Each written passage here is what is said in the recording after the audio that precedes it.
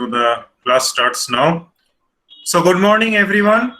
Welcome to the class once again.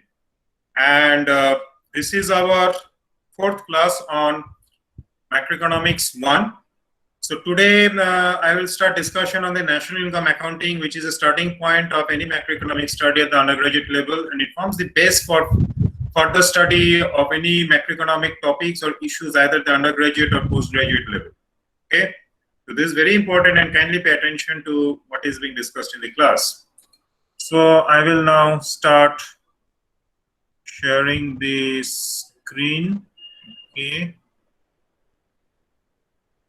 Can everyone see? Can everyone see? Yes, sir. Yes, sir. Yes, sir. Okay, Yes, thank sir. you.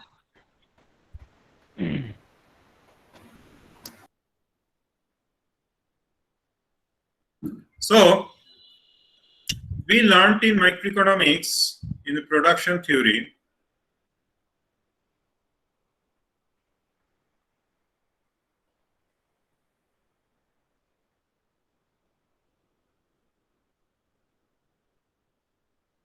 okay, we learned in microeconomics in production theory about what factors of production.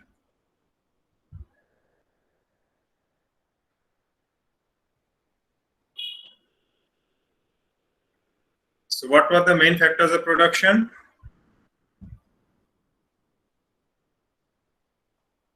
Labor,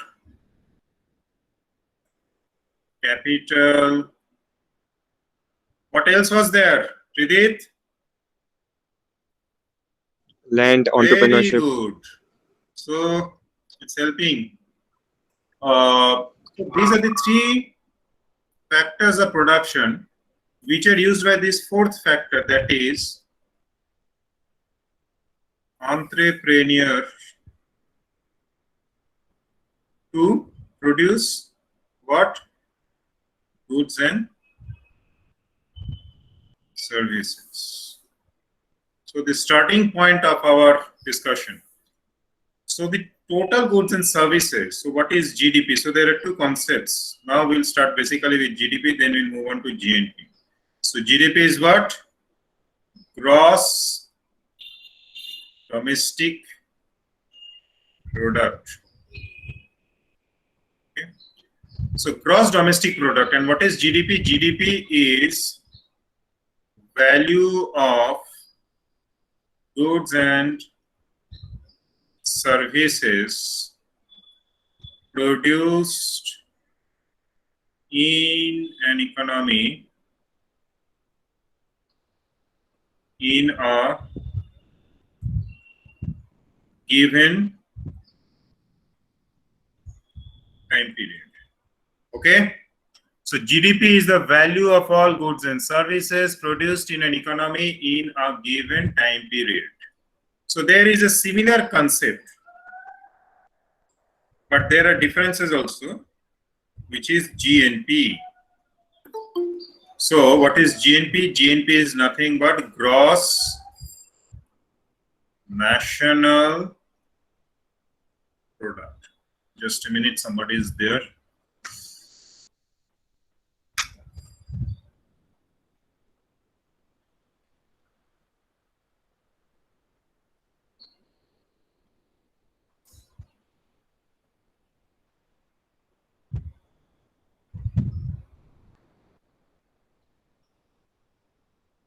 Okay, so gross national product. And what is gross national product? Gross national product is value of goods and services produced by factors of production of a given national origin in a given time period.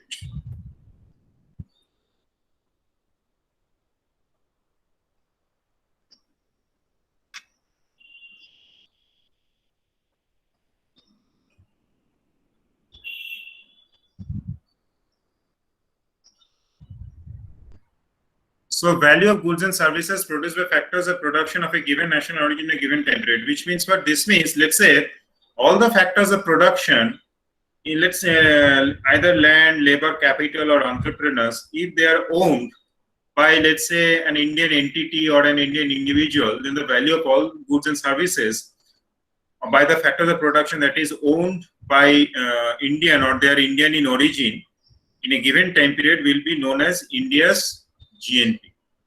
Whereas GDP is something which is the total value of goods and services produced within India, that is within the geographical territory of India in a given time period. Okay. Now, when you are producing goods and services,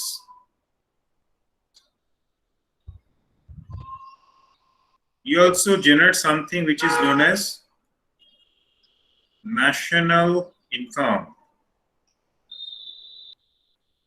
or NI. So national income is what? Income which is earned by factors of production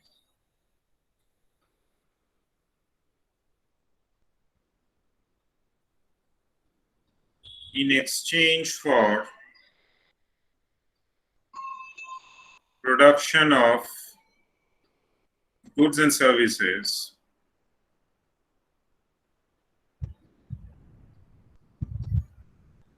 in a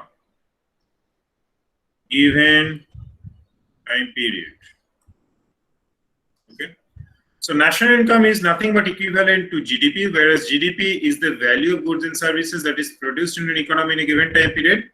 So when you are generating this value of goods and services, you're also generating equivalent amount of income for all the factors of production which are involved in the production process, and that is what is known as the national income. Okay.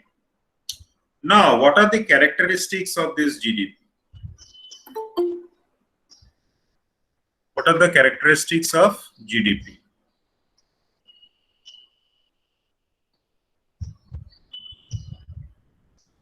So in these characteristics of GDP, what is in the first? What is the so what are the characteristics of GDP? So what is applicable for GDP is also applicable for GNP too, only with some minor adjustments.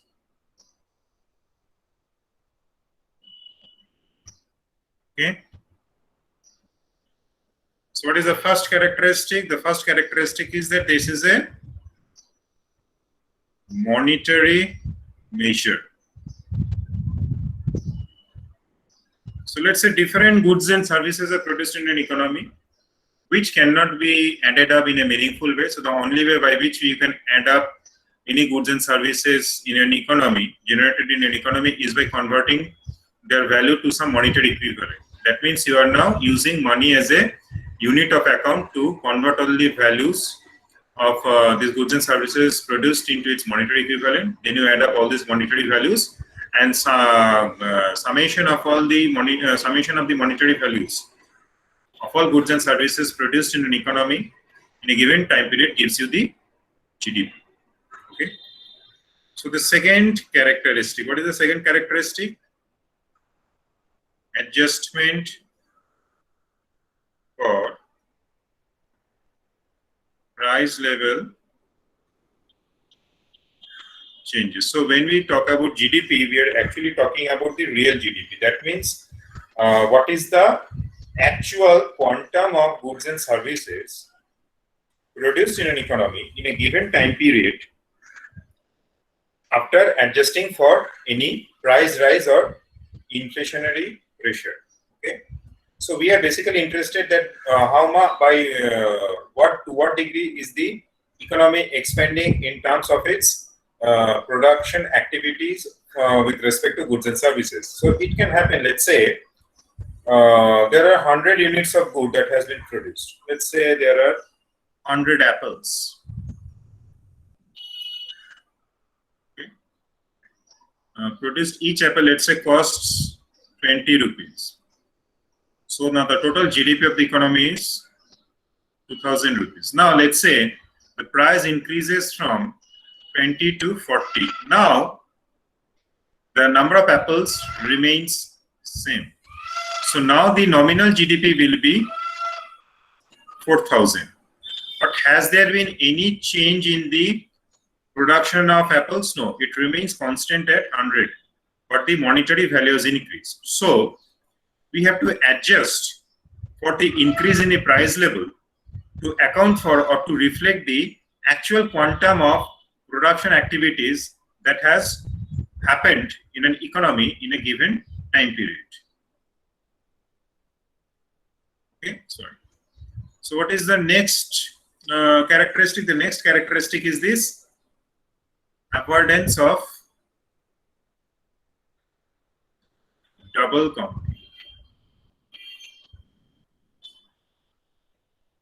So this is quite interesting. Let's say I'm producing iron. So I'm producing iron.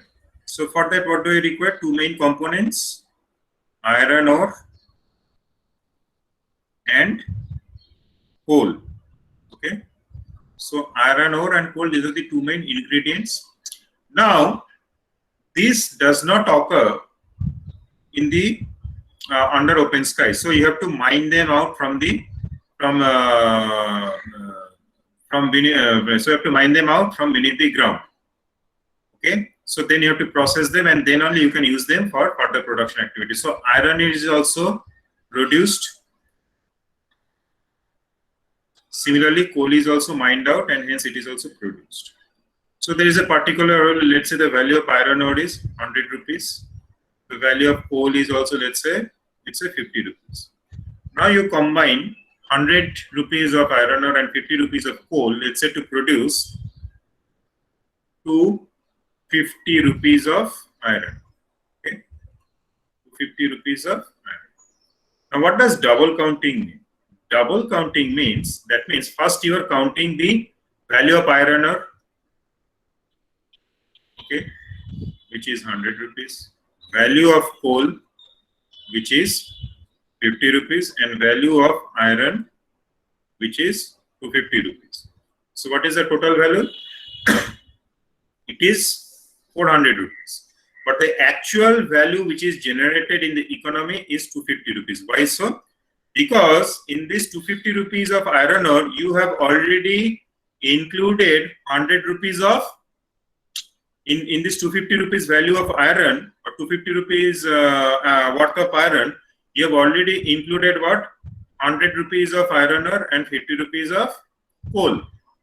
But under double counting, what you are doing? You are separately including the value of iron ore and coal, and then within iron, also you are including this value of iron ore and coal. So that's why it is giving you a much higher value of 400 rupees of GDP compared to actual value of 250 rupees. So this is what is known as double counting or multiple counting. So to avoid this double counting or multiple counting, what we do? We only add up the values produced at every level. So at the production of iron ore, we include only the value of the iron ore produced, which is 100 rupees. Then at the production of the coal also we include only 50 rupees. Similarly, in case of the production of iron ore, what we will do, we will deduct the values of, in the production of iron, what we'll do, we'll deduct the values of iron ore and coal, that is 100 plus 50 rupees, which is 150 rupees. Then it will give me what? 100 rupees. So what is the value of iron? The value of iron is not 250 rupees, but it is 100 rupees. Then also we'll get the correct value of the GDP, which is not 400 rupees, but it is 250 rupees. Okay. So this is what do we mean by avoidance of double counting. Okay. So the next characteristic. So these are the three main characteristics of double GDP, which we need to keep in mind when we are studying national income account. Now, there are three different concepts or approaches to measuring GDP, GNP, national income. So national income will come later. So basically, we are interested about the three different concepts or approaches to measuring GDP or GNP. Okay.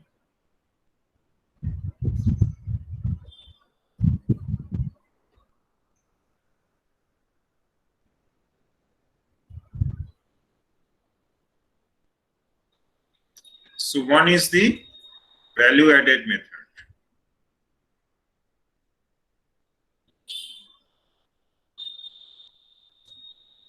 So as already explained in case of this avoidance or double counting, in case of value-added method, under value-added method, what we do, we calculate GDP or we estimate GDP by adding up the value added to the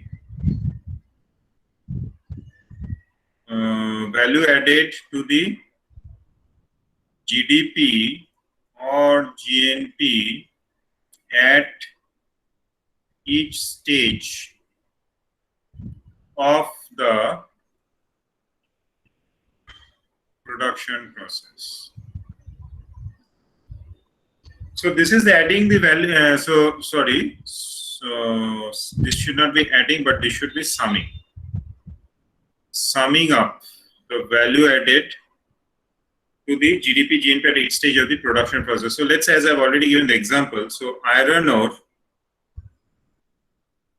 and coal, these are nothing but not finished products, but these are what? Intermediate goods, which are used as raw materials in the production of what? Iron. So iron is what? Iron is the finished product.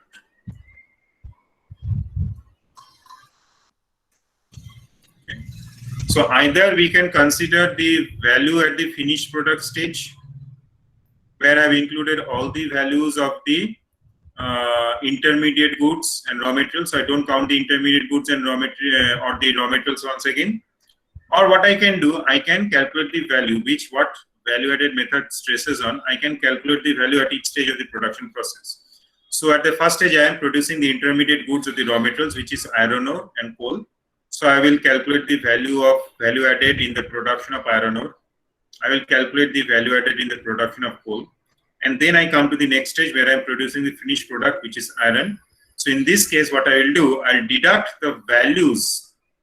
I will deduct the values of the iron ore and coal, and I will just include the value that has been added. The value that has been added in terms of processing both iron ore and coal in producing the finished product, which is iron. So value-added method involves in estimating the value at each stage of the production process, that is right from the raw material stage to the finished product stage, after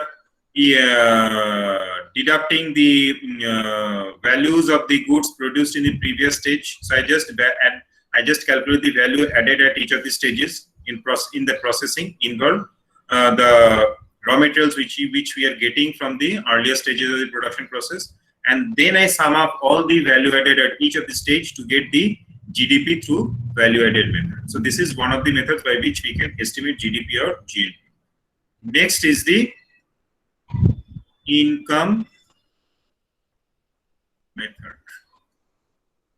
So income method is what? Income method, you have got all the factors of production, that is land, capital, labor, then entrepreneurs. So they are all involved in the production process and they're producing goods and services. So whatever goods and services is being produced, so they're generating an equivalent amount of income in terms of the factor remuneration. So the value of goods and services is always paid back in its entirety to the factors of production, as the factor incomes in terms of wages, profits, land rate, interest, etc., etc. So income method, by estimating or summing up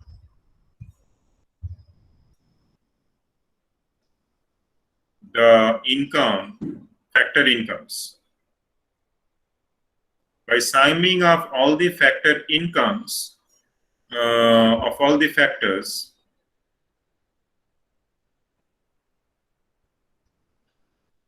we get GDP or GNP.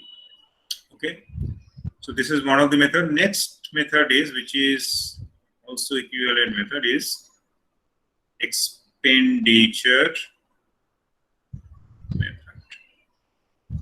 So in case of expenditure method, what is happening? So whatever income you are receiving, what will you do with the income? Will you eat them up directly, or will you just dig the ground and put the money inside? No, definitely not. So the assumption is this. That you spend all the money in purchase of goods and services. Okay, so the income. So first of all, you are generating value. Now, what the value is being generated, you generate an equivalent amount of income for the factor income, for the factors of production. And then when you receive the income as a factor which has produced goods and services, you spend it on the goods and services produced in the economy to consume them. So by expenditure method, so that is by summing up expenditure on goods and services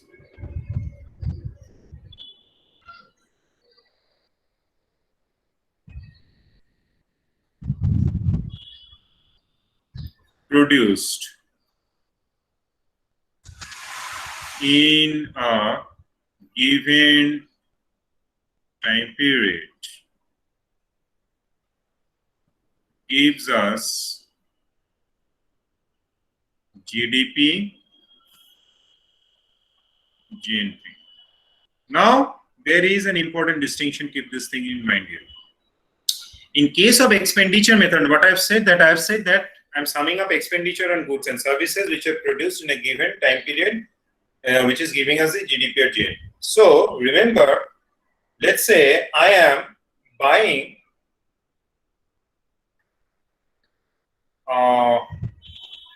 second-hand car, or let's say I am buying an old house.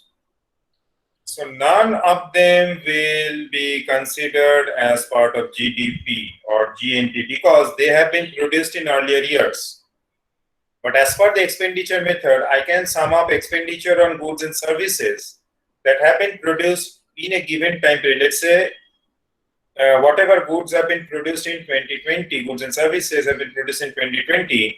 So if I am spending my money to buy those goods and services within 2020 financial year, that will be counted as part of GDP GNP. But if I am using money to buy a car that was manufactured in 2019, or to buy an old house that was built in 2010, they will not be considered as part of GNP of 2020.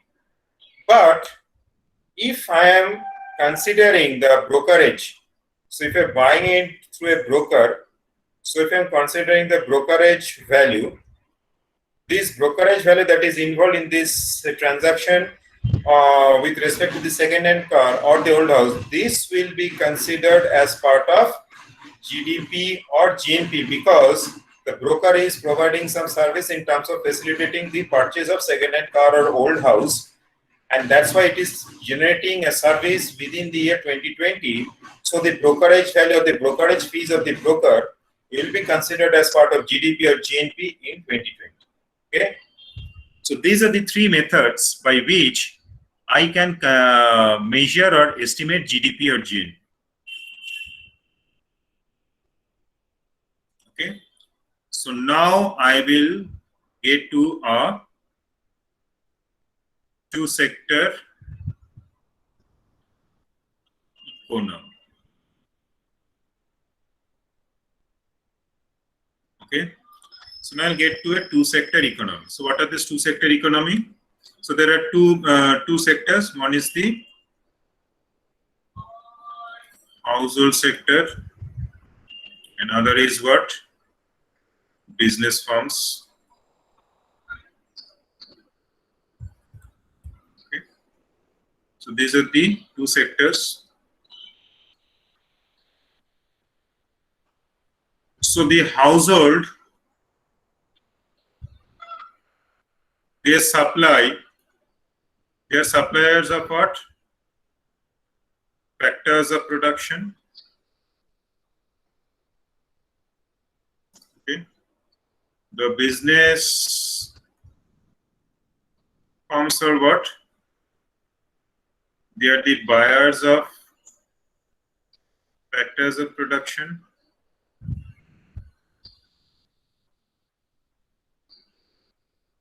Okay. Next, household are consumers of goods and services.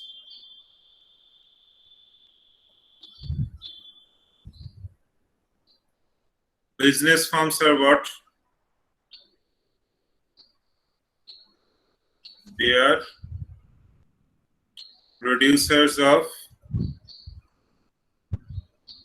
goods and services.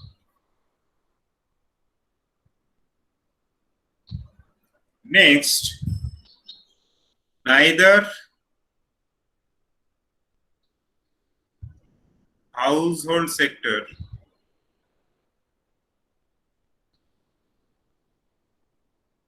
nor business firms sector save or borrow. That is, whatever they get, they spend it all. Okay. And lastly, this two sector economy is closed economy. That means there is no foreign trade.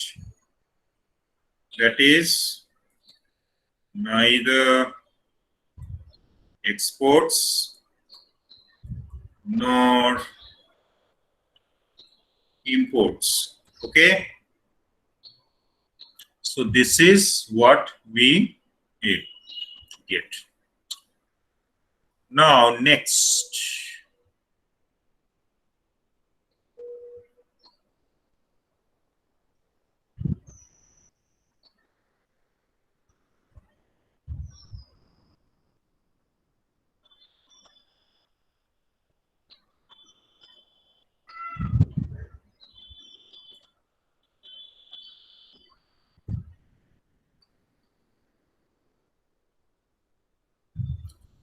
Okay. So next we will draw a diagram. So now we have to follow this diagram. So this is nothing but this diagram is nothing but known as circular flow of income diagram.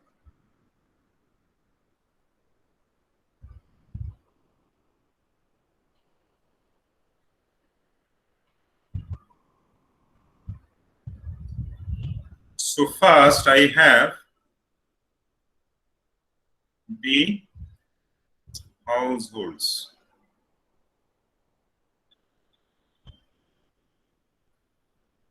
Okay. Next,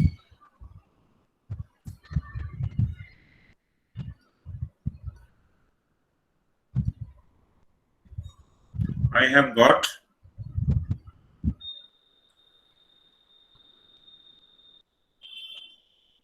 business firms. Okay. Here.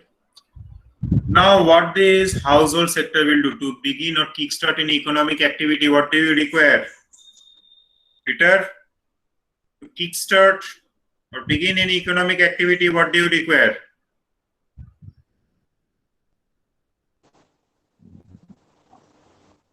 Many things, sir. Suraj, what do you require? First, most basic thing. Resources, sir. Yes. So along with the resources, you also require the factors of production to process those resources to final goods and services. So the household sector will what? It will supply all these factors of production, that is land, labor, capital, then entrepreneurship.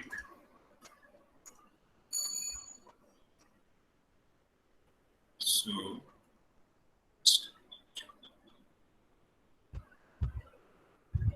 okay. So they will provide all this land, labor, capital, entrepreneurship to the business firms. So what the business firms will do, the business firm will produce all the goods and services. And then after producing the goods and services, it will generate an equivalent amount of what? Income. So it will now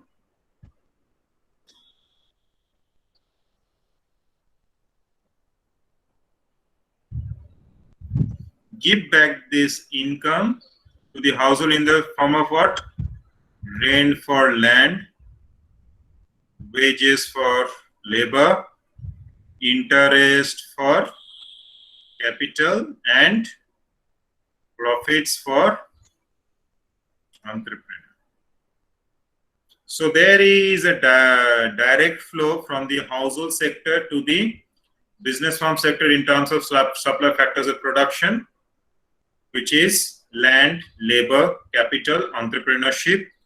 After that, the business firms pay back after generating those goods and services, the equivalent value of those goods and services in terms of factor incomes, which is rent for land, wages for labor, interest for capital, profits for entrepreneurship. Now, what does the household sector do after receiving the income? So, household sector now spend that money in or expend that money in purchase of goods and services from the business sector. So now what they're doing, they're making this consumption purchase. Okay. So this is again a direct flow. So the first was the direct flow from the household sector in terms of supply factors of production. Next, the business firms, after receiving the factors of production, supplied the factors with after producing these goods and services, supplied the factors with the factor income. So that was the reverse flow from the business firms to the household sector. Then again, there is a direct flow from the household sector in terms of consumption purchase. Okay. Now, following this direct flow from the household sector to the business firms in terms of consumption purchase or expenditure on goods and services, business firms now supply the household sector with goods and services. That is, now there is flow of goods and services from the business farm sector to the household sector. So this is again a reverse flow. Okay. So Peter, can you tell me what happened in the four steps of interaction or transaction that is happening between the household and business sector in a sequential manner? What is happening first? So first, like from household, they'll produce like the land, labors, and entrepreneurship to the business firms. So what is and household doing? Like from household, like it'll go to the business firms, like in terms of land, labor, capital, and entrepreneurship. Then from business firms, like it'll reverse in the form of wages, in the form of rent for the land and wages for the labor, then interest for the capital, then profits for the entrepreneurship. Then in the third part, uh, the household sector will consume the purchase from the business firms. Then likewise, it'll be a reverse flow, like flow of goods and services from the business firm to the household. And how do the household sector finance their consumption purchase? Consumption per How do the household sector finance their consumption purchase? Suraj, how do the household sector finance their consumption purchase? Sir, like by selling their resources, I mean like labor to the business firm. So in exchange of supply factors of production, what they've received? Labor, sir. In exchange of supply of factors of production, what they're receiving? Goods and services. What about this step? Rent, wages, interest, and profits, factor incomes. Then these Yes, sir. factor incomes they are using for purchase, consumption purchase. So they cannot finance a consumption purchase without receiving the factor incomes. So once they receive the factor incomes, they are financing this consumption purchase. So they are now buying goods from the business sector, and business sector in exchange is supplying the goods and services in terms of goods and services to the household sector. So this is how this circular flow of income or this circular transaction is being repeated period after period in the economy, and that's how the economy functions. So this is the basic, you can say this is nothing but the basic circuit diagram of the economy. So first there is flow of factors of product factors to the business firms from the household sector for production of goods and services. After goods and services are being produced, the business firms pay back the entire value in terms of factor incomes to the household sector.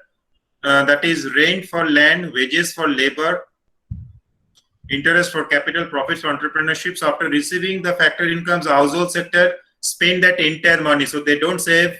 So they are spending that entire money in purchase of goods and services. So they finance the consumption purchase by spending all the factor incomes, and they pay that money to the business firms. So in exchange, the business firms supply the household sector with goods and services. So which is followed by this flow of goods and services from the business firms to the household sector. So these two flows, that is flow 1 and flow 3. So these are direct flows. Okay. Whereas flow 2 and flow 4, these are reverse flows. Okay. So this is how a typical two-sector economy work, and this circular flow. So what you are receiving, you are paying it back, and vice versa. So this circular flow between household sector and business farm sector is repeated period after period, and that's how the economy keeps on working. So ingrain this thing, ingrain or just get this circular flow or the basic circuit diagram imprinted in your brain or in your mind very clearly. So this will help you to understand the things much more easily. So just focus on this diagram and the explanation that I provided for the circular flow of income diagram for a two-sector economy. Get it imprinted into your mind. That will help you to understand the other modifications and the additions which we make as we move on. Any question, anyone? Any question, anyone?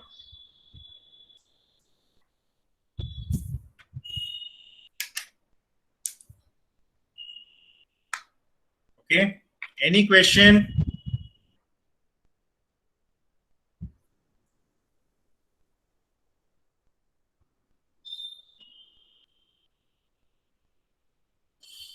Okay, any question? Tridit, any question? No, sir. Okay. Cindy, Sushana, any question? Sushana? Okay.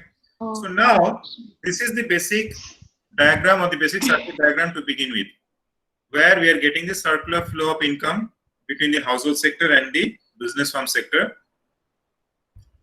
And we have now seen how this flow of factors and income and expenditure as well as the goods and services happen between the household and the business firms sector. Now we will make certain relaxations of assumptions. So there will be certain relaxation of assumptions for two sector economy.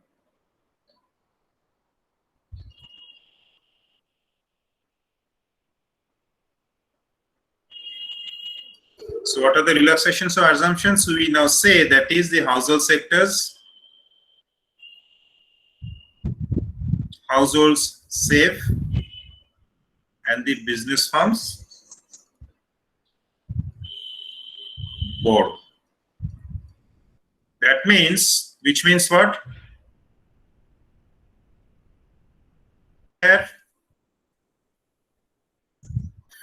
income is no more used up in expenditure on goods and services. So you are saving a part of your factor income which you are receiving. Similarly, business borrows. So what is happening? They are spending over and above the resources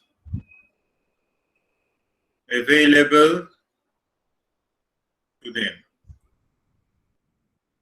Okay. So savings is considered as a leakage from circular flow, whereas this borrowing, so you are borrowing, that means you are what? You are generating loan. Okay, so they are generating loan. So businesses borrow for what? Businesses basically borrow for investment. Okay, so you are raising loan for investment. So this is now considered as a injection to the circular flow. Okay. So when you are saving from your factor income, that means you are not spending the entire factor income on expenditure, goods and services. That means there is reduction in the expenditure on goods and services, which means what? That there, which means that there is lesser purchase happening. So when there is a lesser purchase, what is happening? That means there is a downward pressure in this on the economy, or downward pressure in the circular flow, which is termed as a leakage. So when there is a downward pressure, what happens? So that means when there is a leakage in the pipe, so the water pressure will fall down. Okay, so the pressure in the pipe will be falling if there is a leakage in the pipe. So this is nothing but considered as a leakage from circular flow. But when you are borrowing as a business firm, that means when you're raising loan for making investment, that means you're making some expenditure on investment. That means you're buying new machinery, new equipment, new capital goods. So that means you're now exerting an expansionary pressure on the circular flow. So this is considered as an injection. That means you are now pumping in excess demand or extra demand to the circular flow of income, whereas leakage is what? You are reducing the demand from the circular flow. So savings is considered as a leakage from circular flow because it is exerting downward pressure on national income, whereas borrowing and then investment is considered as an injection to the circular flow because it exerts an expansionary pressure on the circular flow and hence on national income. So this both savings and investment, so it is not actually borrowing. So final means a final end of borrowing, it's just a means, but a final objective is investment. So savings and investment go hand in hand in an economy. So whenever there is savings, you will understand that there is also equivalent amount of investment. Usually, there can be exceptions which we'll see later, but usually this is what happens. Now, when they are saving, so this savings is channeled via financial institutions. So there are financial intermediaries, so who are channeling the savings generated in the household sector to the business sector for investment. So what are financial intermediaries? Martin, what are financial intermediaries?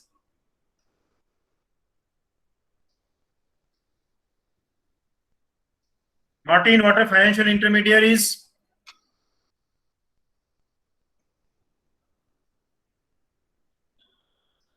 Oh, Martin has left the meeting. Ivanda, what are financial intermediaries?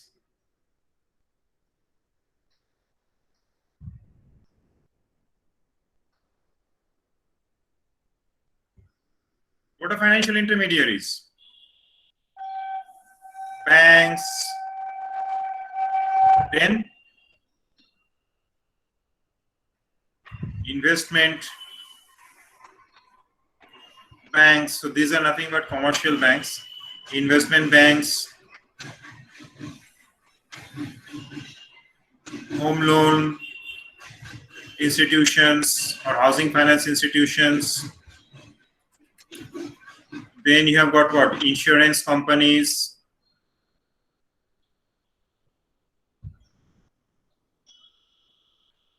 Then you have got what? Microfinance institutions. You have also got something else, post offices. So post office banks, postal banks. Okay. So these are your financial intermediaries.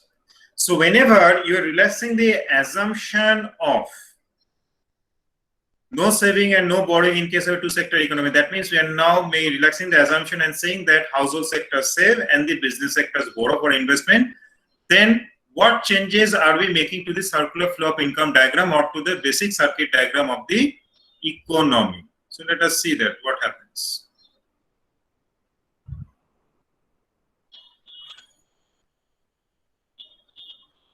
So let us see what is happening.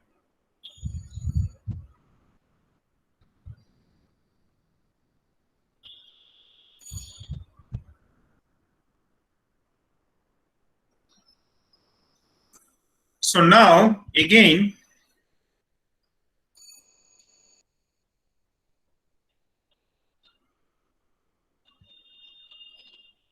you have got households.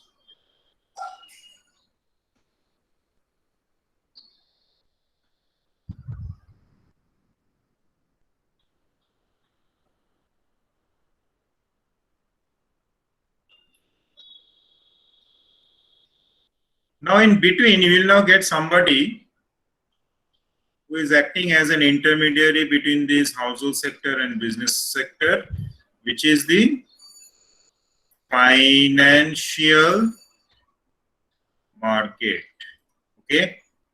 So financial market is now the intermediary that acts as a conduit or interface between the household sector and business firm. So they channelize the savings generated from the household sector to the business sector by advancing loans for investment purpose. Fine. So again, let us start. What is happening? So household sector is again providing what? the factors of production, that is land, labor, capital, entrepreneurship,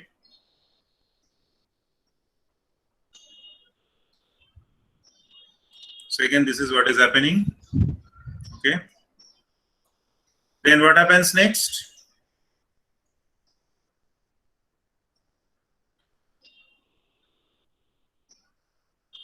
They receive income in form of rent, wages, interest, profits. Now two things are happening here. So now the household sector will not spend its entire factor income in consumption purchase. So they will only spend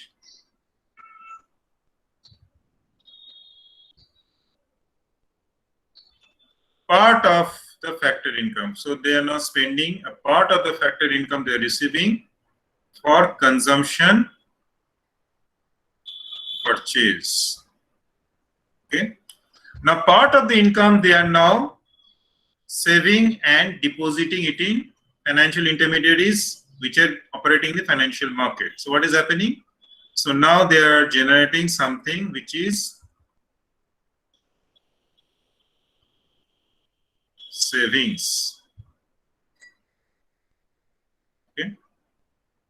So in the meantime, the business firms, after receiving this consumption purchase expenditure from the household sector, they are now supplying what? They are now supplying these goods and services, so flow of goods and services. But what is happening after supplying the business sector, after supplying the household sector with goods and services, they are now also borrowing from the financial market to make some investment expenditure. So now what is happening? So now the financial sector is advancing loans, advancing it to the business firms for the investment purpose. Okay, so this is now what is happening. So with the relaxation assumption of no saving and no borrowing by the household and the business firms sector respectively, we now get a modified circular flow of income diagram whereby the household sector, after supplying factors of production to the business firms, receive factor incomes in terms of rents, wages, interest, and profits. Okay, so after doing that, they spend a part of their factor income on consumption purchase, which they give it back to the business firms, and part of the factor income they are now savings, which they're depositing with the financial market. So after receiving this expenditure amount on goods and services in terms of consumption purchase, business firms supply the household sector with goods and services. But now business firms want to make the investment expenditure to expand its production capacity. So for this, the business firms borrow from the financial market. So the financial market convert or channelize the savings received from the household sector into loans and give it back to the business firms.